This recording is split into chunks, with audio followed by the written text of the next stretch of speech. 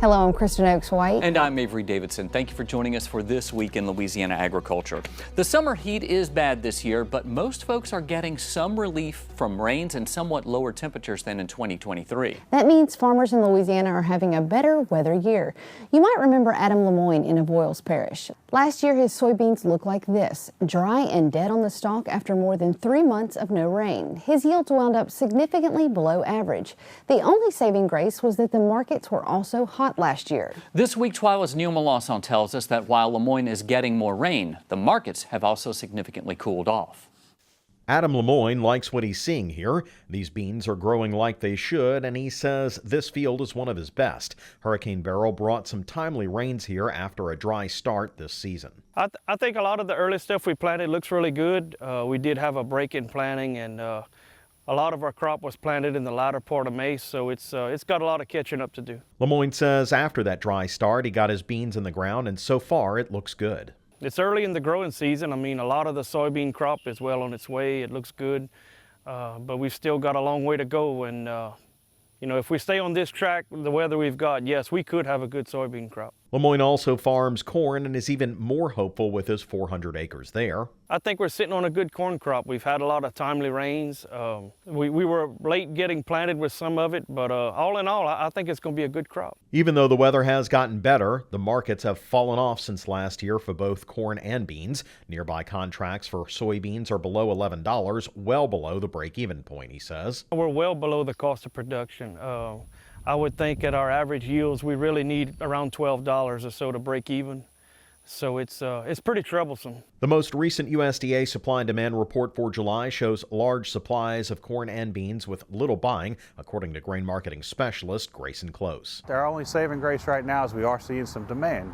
Mexico's in the market right now, and they're buying pretty hot and heavy. It's keeping corn exports moving forward, and especially inspections, a lot of it's moving out. So you don't just see just the promise to buy something, you see it actually moving, and that's going to help continue to keep these carryouts from ballooning too far, hopefully, as long as they stay in the market. But we really need that Asian business to come back to keep these carryouts from ballooning even further. Close says short term, he doesn't see the grain markets moving back up. This year, with bigger acres and a trend line production, we're looking at bigger crops, and as long as it keeps raining across the Midwest like it's doing right now, the trade's in that focus of rain makes grain, and this big crop is going to continue to get bigger. Lemoyne says there is help available. Even though he's a broker himself, he uses Farm Bureau's grain marketing service. All of my grain goes through Farm Bureau marketing. They're a great tool for me, and they know what's going on.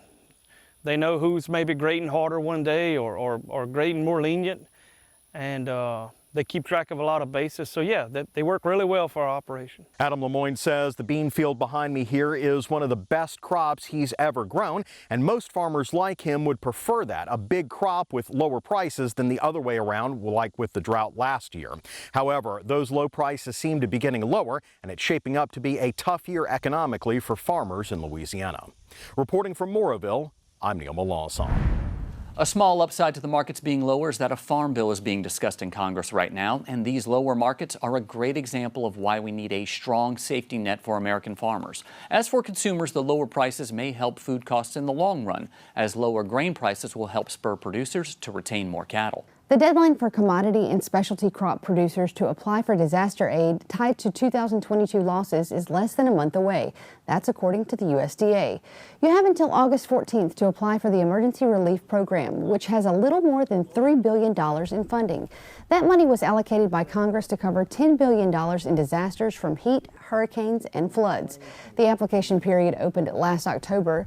Again, the deadline is August 14th. In agriculture, you will hear a lot about legacy, farms passing from parents to their children, even stories of multiple generations working the farm at the same time. That legacy is not always about keeping it in the family. As TWILA's Josh Meeks found in Avoyelles Parish, sometimes passing the torch goes beyond bloodlines. Every day, the sun climbs over the Atchafalaya, creeps up this old wooden floor, and highlights the literal daily grind for Travis Canal. With the help of his wife and a pair of dedicated workers at the Covered Sea Feed Mill, he's turning corn into feed. Those are the original mixes they were put in here in 1960. The corn grinds down and mixes with cotton seed hull and mill and a little bit of molasses to make their specialty. The white-bagged, red-tagged cattle feed. It's well known far outside of this unassuming building in Simmsport. Shoot, they got people coming from all over the state almost. Pretty much. Probably the furthest drive somebody makes is a little over an hour to get here. But a lot of people from St. Landry and a lot of people from Point Capee. Canal is a fourth-generation farmer. His great-grandfather started growing vegetables, but the mill wasn't originally in the family. Mr. Peter Grimion, who lived across the street here, bought land and property here and then built this place. Started in 1959, and they finished building it in 1960, January of 1960. Then his sons took over. They ran it until 2017, and then they leased it out for a couple years, and then we ended up purchasing it in August 1st, 2020. He says he's grown the mill in the 4 years he's owned it. Not an easy feat since he was just 28 when he took over. I was doing whatever it took to make a living, working turnarounds. I tried working for the railroad, and none of that worked out. And I worked here in high school. I grew up around the Grimions my whole life. I was here in high school and out of high school, and they offered it to me, and I saw it as an opportunity to stay home and work and be with my family. His wife Mallory knew she wanted to help out. At another job, I was working Right. at La Total Eye Care in Opelousas. I was working as a scrub nurse there, but it got to where he just couldn't keep up with it anymore, especially when that drought hit last summer, and you couldn't keep up over here. You couldn't catch a break, couldn't take a breath. For the Canals, life now happens 50 pounds at a time. Travis considers himself a chef of sorts, coming up with new ingredients to keep his longtime customers happy and hopefully draw in a few new ones. Everything goes through our hands. Everything. Almost everything goes into a 50-pound sack. And sometimes you handle it more than one time, you know. Reporting from Simmsport for This Week in Louisiana Agriculture, I'm Josh Meeks. Canal says nothing compares to the freedom this life has brought him, and adds that his 3 children have a lot of interest in helping out and are curious about agriculture. Between the hay, the cattle, and the feed store, he hopes to one day see them take up what has become the family business. Louisiana Farm Bureau's Ag in the Classroom program provides educators with the tools they need to incorporate agriculture into daily lesson plans. Out in a sugarcane field in St. James Parish, TWILA intern Mackenzie McLeod found where ag teachers become ag students. For 25 years, the fast food farm has been nestled in Gramercy, tucked away and surrounded by sugarcane fields. People from all over the state come here to learn, not about fast food, but about where the food we eat starts. We named it the fast food farm, not because we promote fast food, but we know the fast pace today. What do? So either the grocery store or the fast food restaurant, they have to know where it comes from. It does, because you ask them, it does not come from the store. Founder Denise Email has dedicated this farm to education and helping aid the growing disconnect between kids and agriculture. She isn't only holding events for children, though. Louisiana's Ag in the Classroom held a workshop here to give teachers ideas for how they can bring agriculture into their day-to-day classrooms. Chantel Hadaway, a 3rd grade teacher at Lafargue Elementary School, who is also the 2024 Louisiana AITC Teacher of the Year, talks about one of her favorite stations at this event. I enjoyed the pig station. Yeah, she had some little pig dice that I think the kids would like, that she incorporated math. You just roll the pig dice, and depending on how the pig lands is the number. Like if it was standing up, it was a 10. If it was on its back, it was a 5. All of the stations present contained hands-on and engaging activities that covered a range of agricultural commodities that could be used for any grade's classroom. Louisiana's Ag in the Classroom has many resources available for teachers. I would just like to encourage all teachers to try and incorporate ag in the classroom into their curriculum. The agriculture industry means that we are using it every day, but not just for food. There are so many things we're getting from agriculture that's part of everything we use. Everything, probably like 99% of everything we use came from agriculture. Keeping ag alive in the classrooms to aid in the growing disconnect between the world and the farmer is what the fast food farm is dedicated to. And with help from Louisiana's Ag in the Classroom, Denise Email is able to help spread that message further. Reporting here from Gramercy for This Week in Louisiana Agriculture, I am Mackenzie McLeod. Station by station, Denise Email's dream is realized. To help spread the learning, you can find the lesson plans from this event on our website at twilatv.org. Still to come on TWILA, we'll check in with the Ag and Forestry Commissioner Mike Strain for a story that's certified Louisiana. But first, a one-on-one with Louisiana Senator Bill Cassidy about solutions to some of the country's biggest agricultural issues, including labor and the Farm Bill. You're watching This Week in Louisiana Agriculture, the only TV show bringing Louisiana farmers and consumers together every week. Thank you for staying with us here on This Week in Louisiana Agriculture. It is my pleasure to introduce you to Senator Bill Cassidy. If you don't know him already, Senator, thank you so much for joining us on TWILA. Avery, it is great to be with you and great to be with the people we're speaking through by this powerful medium. Well, we're going to demonstrate the power right here by asking you about what a lot of our farmers and ranchers are concerned about, and that is the Farm Bill. You've met with farmers and ranchers. Why is that important to you when drafting a Farm Bill to come out and go to their farms and meet with folks here at Louisiana Farm Bureau? I learned so much speaking to farmers. Now, I've been in office, I've had the privilege of being in office for about 10, 12 years now. I started off as a gastroenterologist. I knew a heck of a lot about medicine, but I remember going to my first Farm Bureau meeting and we began to speak about sugarcane versus sugar beets. And I've just learned progressively since then. Just speaking to a farmer I've learned about H2A and H2B and the essential nature of getting that processed. By the way, if you need help with your H2A or H2B, call my office. You can find us on the internet, Senator Cassidy. I had 2 compliments in our meetings today. 2 different people came up and said they were under deadlines, they couldn't get their workers here. One was H2A, one was H2B, and the woman in my office got them like that. Now, that's what I've learned, and so we put in that service, and I'm pleased to say we are addressing those needs. Obviously, those needs will need to continue to be addressed in the form of regulation and the Farm Bill. What are you confident, or do you believe that we can get a Farm Bill passed this year? I think it might be tough this year. Certainly not before the election. Maybe just after the election. But Senator John Bozeman, a senator from Arkansas, so he, as he puts it, we're in the same tribe. He will be the chairman of the committee if Republicans take back the Senate.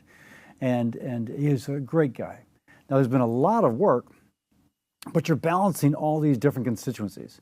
By that I mean Midwestern farmers, Southern farmers, Far West farmers, as well as everything else that the Farm Bill does. So I'm not sure it happens this Congress, certainly not before the election. But if not this Congress, I am certain it will next Congress. Let's talk about the mood there in Washington. I mean, you live and breathe it every day. We're back here at home. What is it like, the mood there, considering the presidential election and the sort of the blowover or build-up post-debate? Well, clearly presidential politics, Senate and House of Representatives politics are dominating the discussion. And depending upon what happens that day, you're either up or you're down, depending upon your party. Right now, I'm feeling pretty good about life as a Republican. But I can also say there's other things in Washington that we see continuing to advance. I was very involved in writing the bipartisan infrastructure bill. Now, because of that, every American is going to have access to high-speed, affordable internet. People in rural communities who have not had good internet service, internet is coming to you now. And within 2 to 3 years, I think all of Louisiana will be wired. We put money out for roads and bridges. Louisiana got about another $1.2 billion than we otherwise would have to build a bridge in your parish and to take care of some of the pent-up needs we have for infrastructure. Water and sewer, small towns who can't afford to redo their water and sewer, there's now money in this state to help do that. So yes, we have politics, but we also have that which we've already been doing, the bipartisan infrastructure bill, a good example, and that's going to make all of our lives better.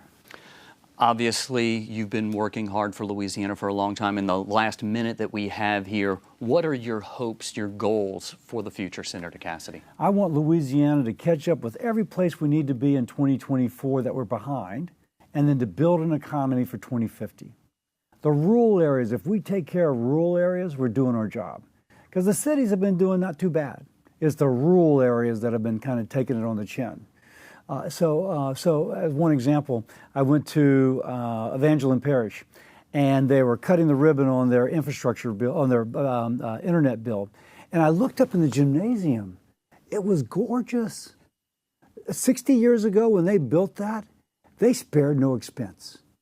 The kind of roots that our communities have, we just need to take those roots and have them blossom once more. That's my goal, that our entire state blossoms. Well, I appreciate you being the gardener to help us blossom here in Louisiana. He is U.S. Senator Bill Cassidy from here in Louisiana. And Kristen, we will be watching this and more. We'll also be speaking with Senator John Bozeman of Arkansas next week here on This Week in Louisiana Agriculture. The LSU School of Veterinary Medicine is adding to the beauty of campus. This sculpture now stands outside the building on Skip Burtman Drive in Baton Rouge. Called In Our Hands, this sculpture depicting a dog, cat, and bird in gold held by purple hands stands 16 feet tall, is 18 feet wide, and weighs approximately 3,800 pounds.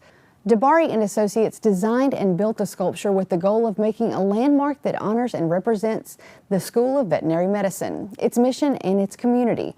LSU Vet Med Communications Manager Sandra Saar says the goal was to create a beacon that celebrates the deep-rooted culture of healing. Somehow this sculpture has really tapped into a sentiment in our community, and the Baton Rouge community and beyond, because we do serve patients and clients from miles and miles away from Baton Rouge. But we have had many comments, people posting pictures of their animals, saying we love LSU Vet Med. Here's my dog that you saved 4 years ago, and thank you so much, and naming our various clinicians, Dr. Green, who is a cardiologist, etc. It's just been really amazing and wonderful to see in just 5 days the sentiment that has come out based on this sculpture. The LSU School of Veterinary Medicine is one of only 33 vet schools in the country and the only one in Louisiana. You can learn more about LSU Vet Med on our website at twilatv.org. Still to come on TWILA, giving new meaning to the phrase, so easy a trained monkey could do it.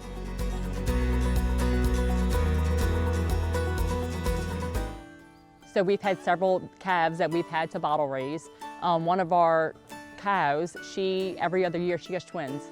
And so generally whenever a cow has twins, she has the first one, she puts it in a little special place where, it's protected from predators.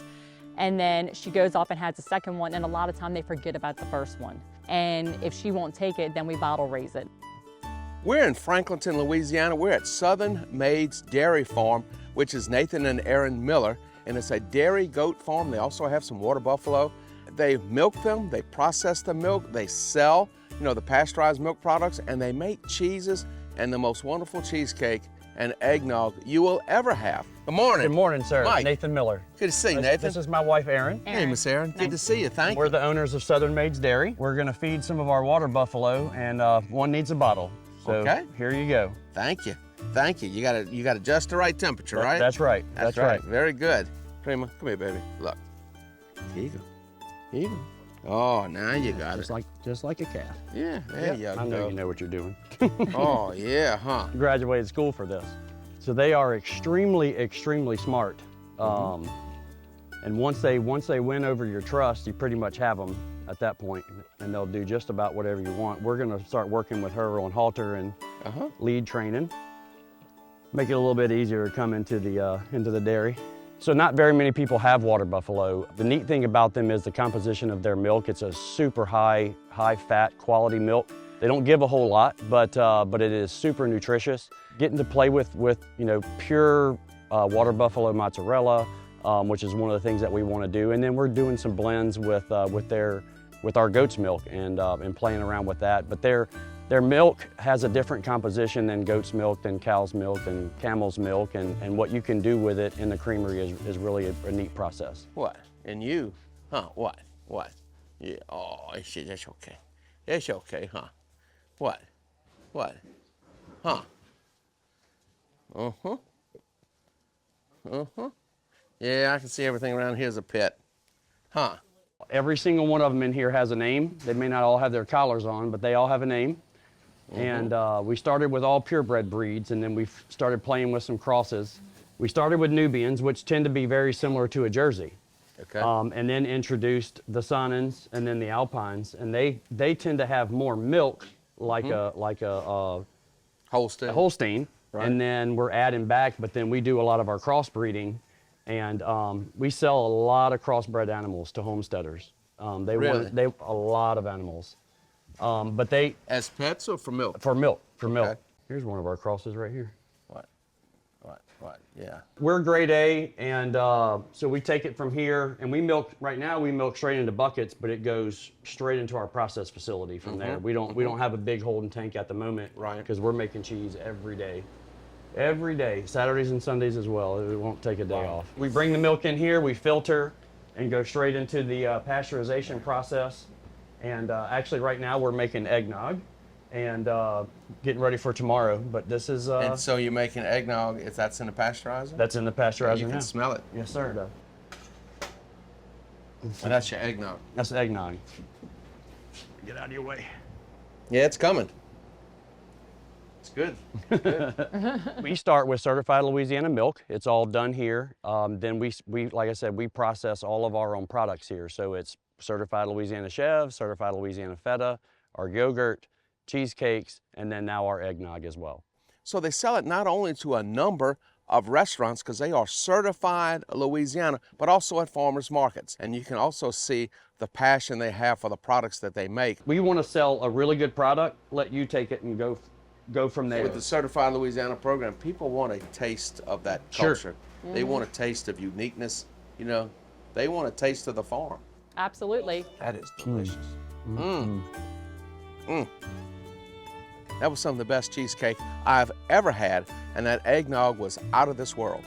I absolutely love what I do. It is a job and it is a hobby, but it keeps us grounded for sure. We enjoy staying grounded to the land and what we're doing here.